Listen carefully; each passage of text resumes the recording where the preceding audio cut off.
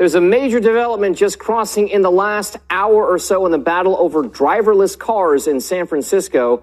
And of course, Deirdre Bosa has that story for today's edition of Tech Check.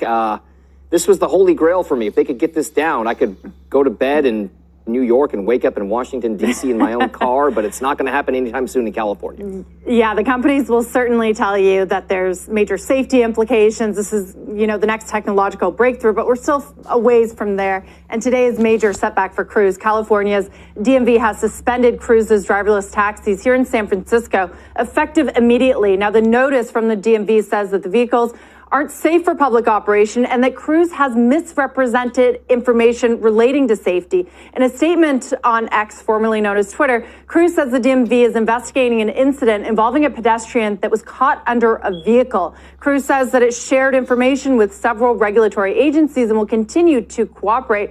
But this is a huge blow to Cruise, which is owned by General Motors. The San Francisco streets, they are a key testing ground for driverless cars, but Cruise vehicles have been involved in a number of incidents that have turned public safety agencies like the fire department against them. It's also led to more calls from public officials to suspend the program. Now, Cruise is also trying to catch up with Google-owned Waymo in the space, the other leading player in the race to develop autonomous vehicle technology. Both are expanding to more cities, and this suspension from California's DMV, that could have implications for Cruise's pilot programs elsewhere, widening that gap with Waymo even further.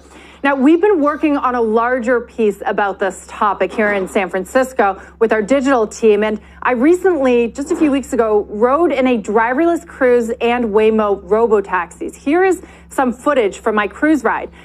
It didn't know what to do when another car was trying to back into a parking spot. So what you're seeing here is the driver got out of his car. He's very agitated.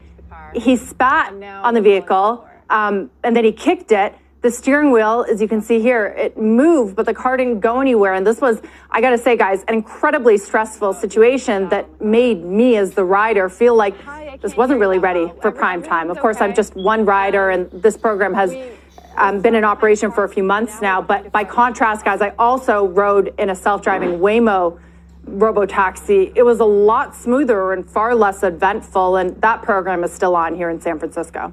Deirdre, what exactly is it going to take? California, Arizona are arguably kind of more at the forefront of this autonomous driver revolution.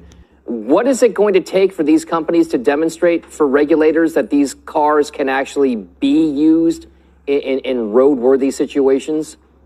I think put simply, it's going to take many, many more miles, right? That's the only way that this technology improves. That's what the autonomous vehicle companies will tell you, is that they need to be able to test on the streets without a safety driver in real life situations in order to improve. But there's drawbacks to that as well, right? Some of the public safety agencies like the fire department says that we don't really want you to use our streets as a testing ground, especially after all these incidents that have come up. I mean, you've had vehicles in the way of ambulances, of fire trucks, in the way of crime scenes. So the technology, at least some people say, is not there yet, not ready for prime time. And that's essentially what the DMV is saying now. But it's kind of a catch-22. If they can't test on the streets, they can't get better. However, I'll say that this is just here in San Francisco. As you said, Dom, they're testing in other places like Arizona. They're looking to the streets of Miami, LA to do more of this. So they could continue to test there, but certainly a setback. All right, Deirdre Bosa with the latest update on driverless cars. Thank you very much.